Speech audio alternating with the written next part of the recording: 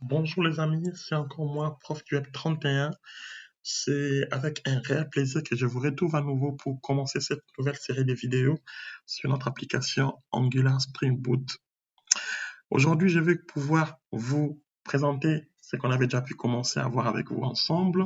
On a vu avec vous ensemble la partie accueil où on avait les différentes catégories de notre BioFood 31. On pouvait avoir dans chacune des catégories les différents produits qui sont liés et en étant sur une catégorie précise avec les différents produits, on pouvait switcher sur les différentes catégories et voir la liste de ces produits et on pouvait ajouter au panier, on pouvait au niveau du panier supprimer ou augmenter les nombres. Ça, tout ça, on avait vu. Et l'objectif était la dernière vidéo pour qu'on puisse passer cela côté Java, côté backend. Parce que si vous vous souvenez, toutes ces données qui sont là, les catégories ainsi que les différents produits associés, sont stockées de manière globalement moquée. Ça veut dire qu'on a fait un faux objet pour pouvoir stocker tout ça côté Angular. Mais l'objectif, c'est d'avoir une vraie application qui a une partie front-end et une partie back-end. C'est ça pourquoi on a pu commencer à faire la partie Java pour qu'on puisse avoir toutes ces données côté Java qui seront ensuite stockées dans une base de données MySQL et après on pourra avoir une vraie application qu'on pourra mettre à jour, supprimer et au niveau de la base, on verra que le mouvement de produits et de catégories vont devoir s'effectuer de manière dynamique. C'est ça l'objectif. On avait commencé lors de la première vidéo à vous présenter tout ce qui était classe Java. On a vu avec vous ensemble tout ce qui était l'installation de Spring Boot. On a mis en place tout ce qui était le début de Spring Boot, si vous pouvez vous souvenir. Donc, on avait notre projet BioFoodback qui était là et on avait généré tout ce qui était dépendance Maven. Comme vous pouvez le voir, il y a nos dépendances qui étaient terminées et tout cela provient du fichier POM. Le fichier POM, c'est Project Object Model. C'est ce fichier qui nous permet de pouvoir donner des informations générales sur l'application, c'est-à-dire les librairies qu'on va devoir télécharger pour que notre application puisse fonctionner correctement. Parmi ces librairies, on a Spring Boot Data JPA.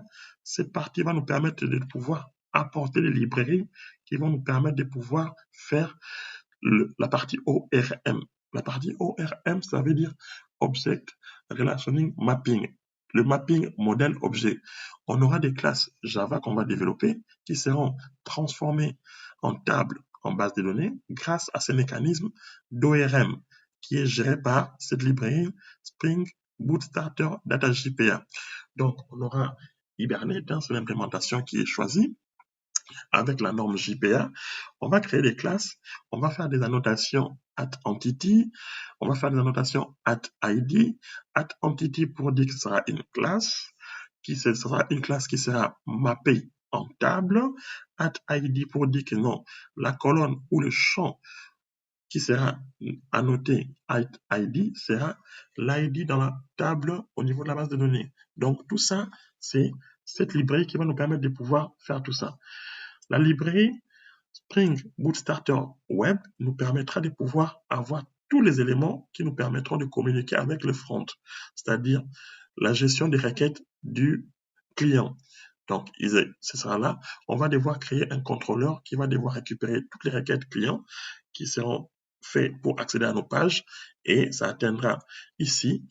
Le contrôleur va devoir router cela vers le modèle qui interagit avec la base de données.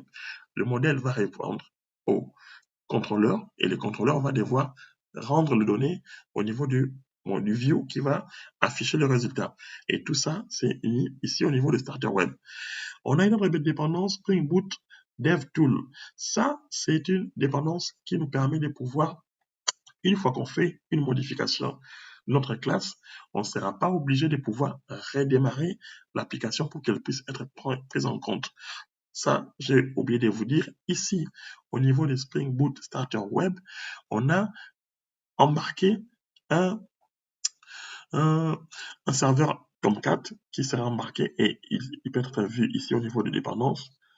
Donc, on a un serveur Tomcat qui est embarqué, qui nous permettra de pouvoir lancer l'application rapidement pour pouvoir visualiser le résultat. Tomcat Embed Core 5 9.0.35. C'est lui, donc on n'a pas besoin de pouvoir ajouter comme dans une application dynamique web Java J2E un serveur Tomcat. Avec Spring Boot, il nous incorpore cela déjà à l'intérieur. Ça, c'est un vrai gain. Donc, il nous embarque grâce à cette librairie Spring Boot Starter Web. Aussi, on aura MySQL pour pouvoir stocker nos données en base de données. Et Lombok, c'est un outil qui nous permet de pouvoir faire des annotations afin de pouvoir écrire peu de code, mais en même temps, lui, il va générer tout ce qui est notamment constructeur, tout ce qui est constructeur par défaut, tout ce qui est setter, getter, ainsi de suite. Par contre, j'aimerais vous dire, si vous avez des soucis, si vous avez des questions sur tout ce que je parle actuellement au niveau de Java, n'hésitez pas à me faire des commentaires.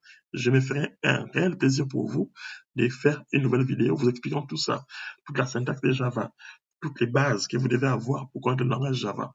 Je vous parlerai du Java Web. Je vous parlerai des technologies qui sont liées afin que vous puissiez avoir des bases pour mieux assimiler le langage Java. Donc, je continue.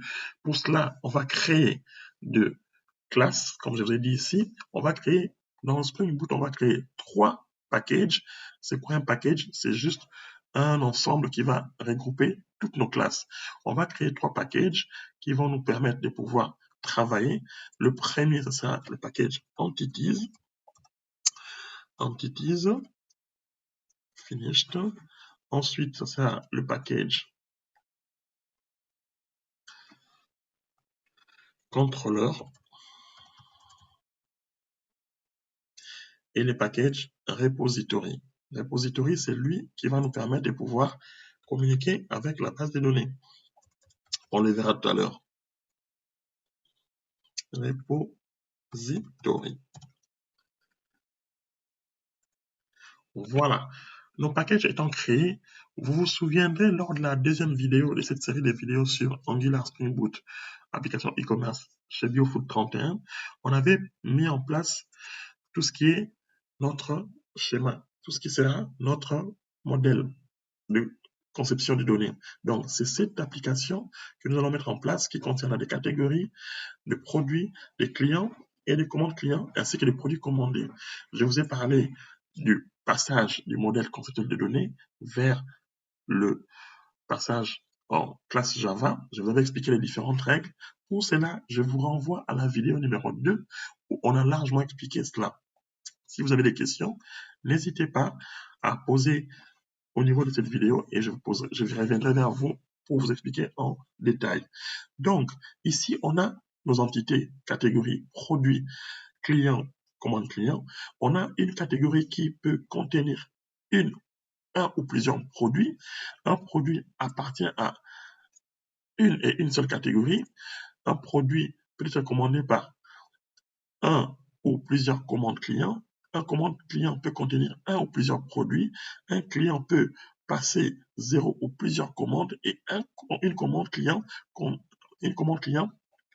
peut être passée par un et un seul client. Et tout cela, on va les traduire en Java en termes de classes pour nous permettre de gérer tout ce qui est partie données qui vont après alimenter la partie Angular, la partie front.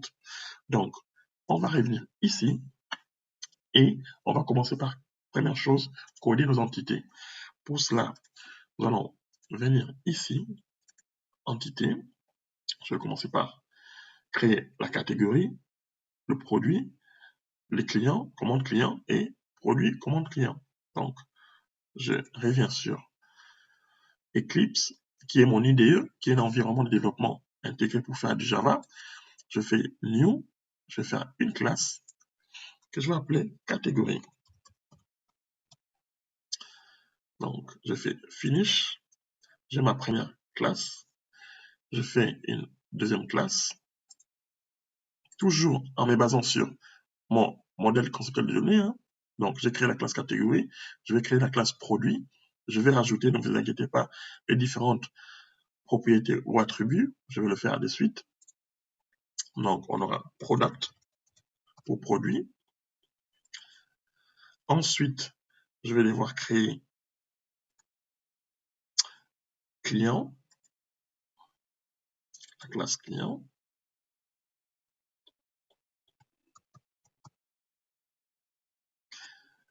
Et si vous remarquez très bien, il y a une nomenclature à respecter.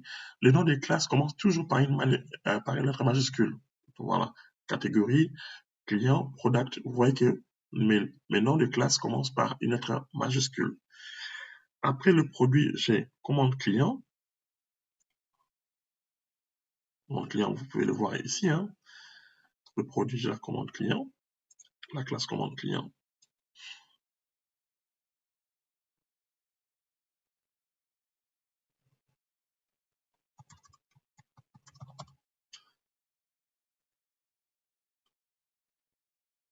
Après la classe commande client, j'ai la classe catégorie produit commande client, client, et il me restera catégorie client, commande client, produit commandé, produit commande client. Voilà.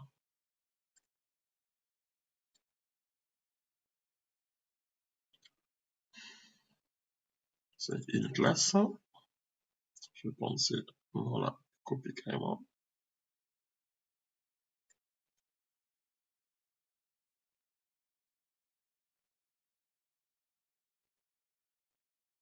Non, il n'y a pas.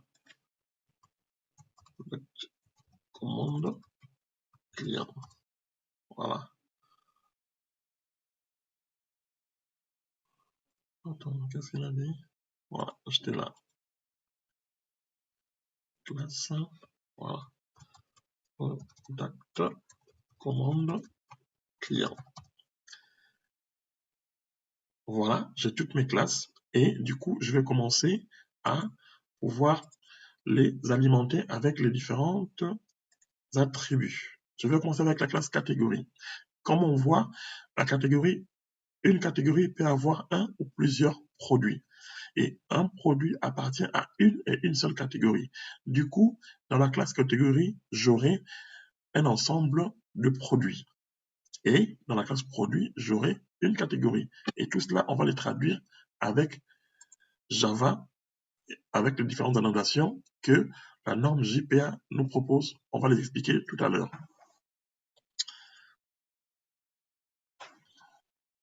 On va les expliquer tout à l'heure. Donc, catégorie. Je vais récupérer du code que j'avais déjà fait pour qu'on puisse gagner en temps et je vais vous expliquer de suite.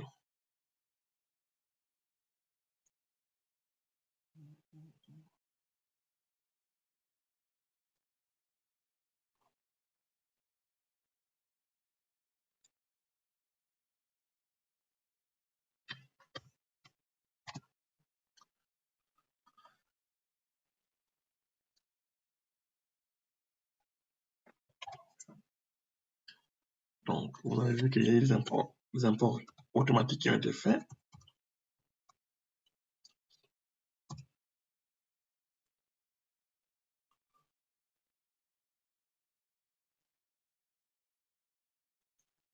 J'ai fait les imports Java persistance.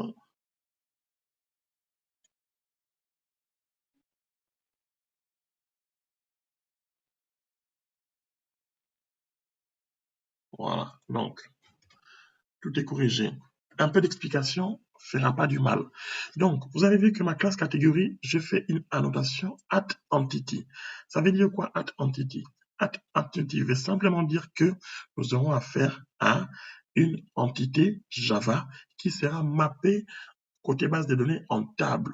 Donc, at entity, ça veut dire quand il va scanner, quand il va lancer l'application, il va scanner toutes les classes qui ont l'annotation at entity. Dès qu'il verra une annotation at entity, il prendra le nom de la classe pour créer une table correspondante en base de données. Après, on a pour la catégorie, on a l'ID, le nom, et tous ces attributs, on le voit au niveau de notre MCD. Donc, on a l'ID. Au niveau de l'ID, j'ai fait deux annotations. J'ai mis la notation @id et @generated_value, entre parenthèses, stratégie égale generation type.identity. Ça veut dire quoi? C'est 3 lignes. Ça veut dire que quand ma classe catégorie sera mappée en table catégorie, en base de données, j'aurai mon attribut ID de type long qui deviendra en table un champ de la table catégorie de type int, long, et il va être généré automatiquement. C'est ce qu'on appelle l'auto-increment. Voilà, il va le faire automatiquement. Et grâce à ces deux annotations côté Java avec la norme JPA, Hibernate, ça me permet de pouvoir gérer ces cas-là. Donc, après, j'aurai un autre champ qui sera un nom de champ ou de colonne en table. J'aurai l'image de la catégorie, comme vous pouvez le voir. Pour chaque catégorie ici, on a des images. Si je reviens au niveau de l'accueil, on a des images. Donc, toutes ces images-là, ils seront stockées en base de données pour qu'après, quand l'utilisateur va faire une requête, on puisse lui ramener les images des différentes catégories. Voilà pourquoi on a mis un attribut de type image catégorie, de type byte array, de type, et j'ai mis la notation @lob. Lob pour dire long object binary. Donc, j'aurai une image, voilà, j'aurai une image en base de données. C'est ça. Et j'aurai, comme je vais ici, on a une catégorie peut avoir un ou plusieurs produits, et un produit peut avoir une et une seule, appartient à une et une seule catégorie. C'est ça qui est matérialisé ici. J'ai l'attribut produit, un ensemble de produits, et j'ai mis la notation @one-to-many. Ça veut dire une catégorie contient plusieurs produits. Une catégorie contient plusieurs produits, ce qui est tout à fait logique. On a la catégorie fromage, on a plusieurs produits. On a la gruyère, on a le lait, on a les œufs, on a la tome. Donc, c'est ça. On revient sur notre classe.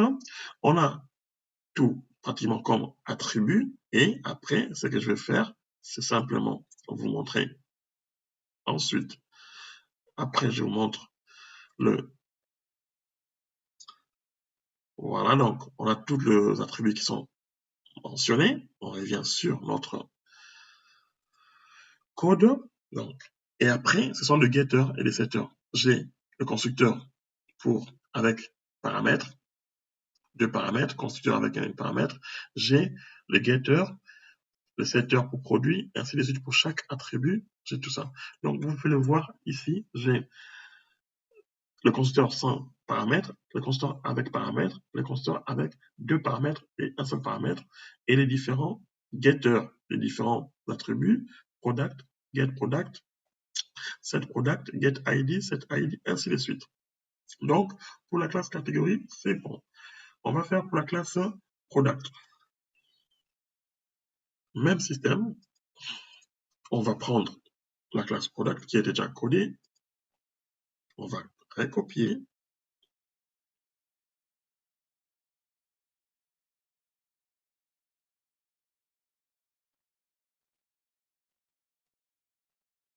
Je reviens.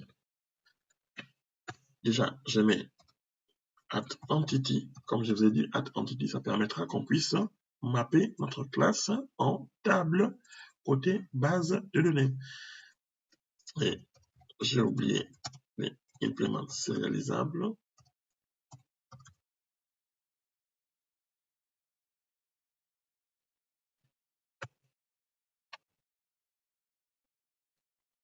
Donc, il y a des imports qu'ils devront faire.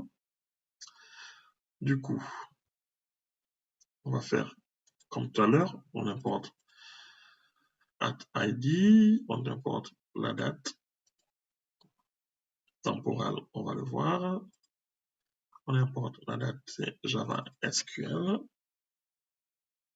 C'est Java utile, pardon, je crois que j'ai mis Java utile ici. C'est Java utile, ouais, c'est pas Java SQL, c'est Java utile. Très important de ne pas se tromper au niveau de l'import des différentes classes. Ici, on n'aura pas de Java SQL, mais c'est Java utile. Donc, il va me les proposer et je vais prendre la bonne classe, non, le bon package, c'est Java utile. Ici, c'est la collection 7 Java utile et je pense que c'est bon en termes d'import. Voilà. OK, implément serializable. On va le faire pareil pour l'autre classe. Notre classe catégorie. CTRL V. Voilà. Donc, cela étant fait, nous allons maintenant faire pour la classe client. La classe client, pareil. On va prendre tout ce qui a été fait.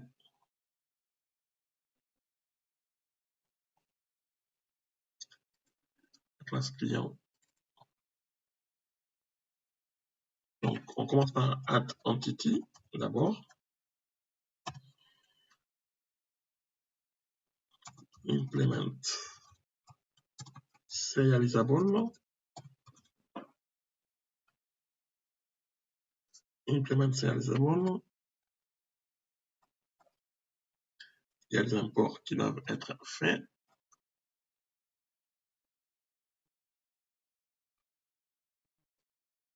Donc, on commence par importer l'entité, le one-to-many,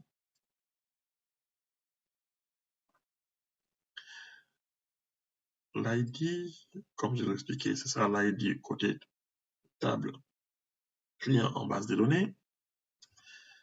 Et je pense que j'ai tout. Voilà. Donc, j'ai oublié de vous expliquer tout à l'heure un élément important. Au niveau de la classe catégorie, c'est pareil pour la classe produit. Donc, les cardinalités qui sont représentées au niveau de chaque entité, au niveau de notre modèle de construction de données, sont mappées par JPA, soit par at one to many ou many to one. Ici, at one to many, ça veut dire une catégorie possède plusieurs produits. Et si vous regardez, on a passé des éléments ici. On a un attribut qui s'appelle mapped by catégorie. Ça veut dire quoi? Ce produit est lié à un attribut qui s'appelle catégorie dans la classe produit. C'est celui-là. Voilà. Donc, cet attribut produit contient plusieurs produits et ils sont liés avec chaque produit qui se trouve dans la table produit. Donc, ils sont liés avec la catégorie qui se trouve dans la table produit. Voilà, c'est ça. Dans la classe produit, product. Et après, c'est l'attribut mapped by, on a cascade égale cascade type.all. Ça veut dire quoi? Ça veut dire que avec ça, Hibernate, donc JPA, une norme Java pour permettre de mapper les classes en table, en base de données. Je lui dis, quand tu vas enregistrer ou faire des mises à jour sur les catégories, il faudra le faire aussi pour le produit, comme ils sont liés. Donc, on va prendre cascade type all. Donc, une fois que je ferai une mise à jour sur une catégorie ou un sauvegarde sur une catégorie, ça le fera aussi pour le produit qui sont liés. Et nous avons un troisième paramètre à expliquer, fetch type.lazy. Il faut savoir qu'on a des types d'import. On a des types fetch lazy et fetch type eager. Fetch type lazy, ça veut dire c'est le chargement lent ou le chargement paresseux. Ça veut dire quoi? Comme on a un lien entre le catégorie et le produit, je vais lui dire le chargement de catégorie sera fait à la demande. Ça veut dire quand je charge, le chargement de produit par contre, sera fait à la demande. Quand je charge les catégories, je ne vais pas charger automatiquement le produit qui sont liés.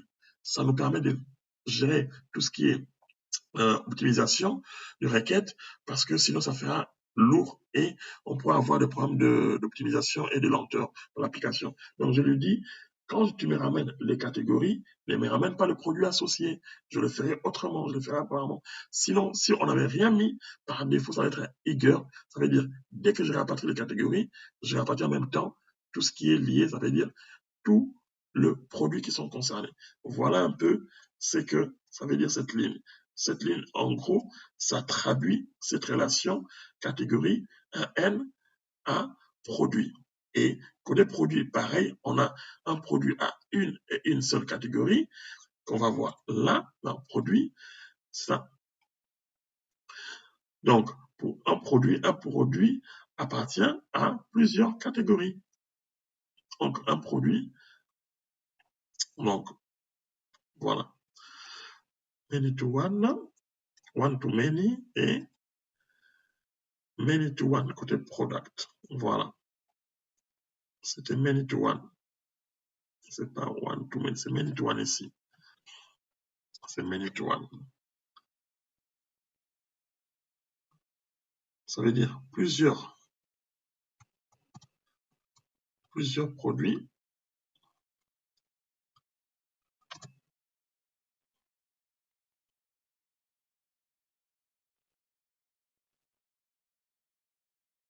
non, ça c'est autre chose, ça c'est un autre, il faut que je remette. Je n'étais pas sur le bon élément, la catégorie, voilà, catégorie, voilà, c'est ça, la catégorie, c'est ça. Many to one, c'est ça, voilà, many to one. Et, mais donc, plusieurs produits appartiennent à une seule catégorie. Voilà, plusieurs produits appartiennent à une seule catégorie. C'est ça en fait. Et comme je vous avais dit la fois dernière, on aura la règle, il y aura une clé étrangère qui sera créée ici. Du coup, ça sera appelé catégorie ID, join column. Donc, il y aura une colonne de jointure qui sera créée au niveau de la table et on va l'appeler catégorie ID. On va le voir tout à l'heure au niveau de la table. Pareil, client, si on regarde au niveau client et lié à commande client, c'est la même procédure que je fais pour tout le monde. Donc, je vais faire pour commande client. On va continuer à coder pour commande client.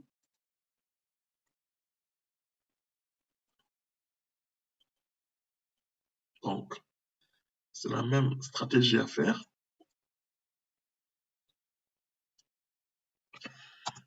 Implements serializable.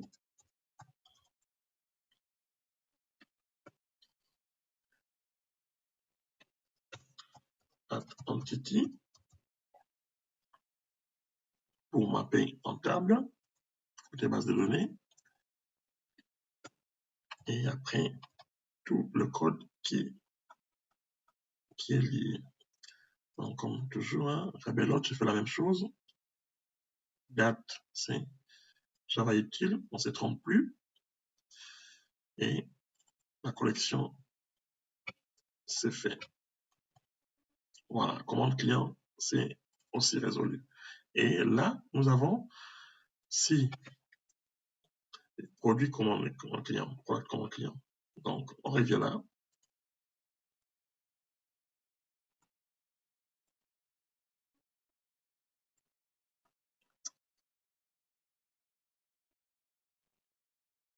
Product commande client.